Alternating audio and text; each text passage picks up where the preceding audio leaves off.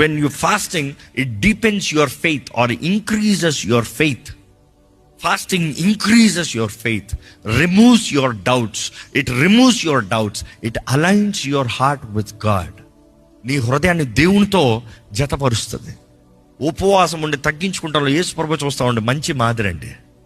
ఆయన గెత్సెమనే తోటలో ఉపవాసముతో, రోదనతో, వేదనతో, తండ్రి నీ చిత్తమైతే ఈ గిన్నెను నా నుండి తొలగించు. ఆయన నా చిత్తం కాదు, నీ చిత్తమే దేవుని చేతుల్లోకి సమర్పించుకున్నట్లుగా, తండ్రి చిత్తానికి సమర్పించుకున్నట్లుగా చూస్తాం.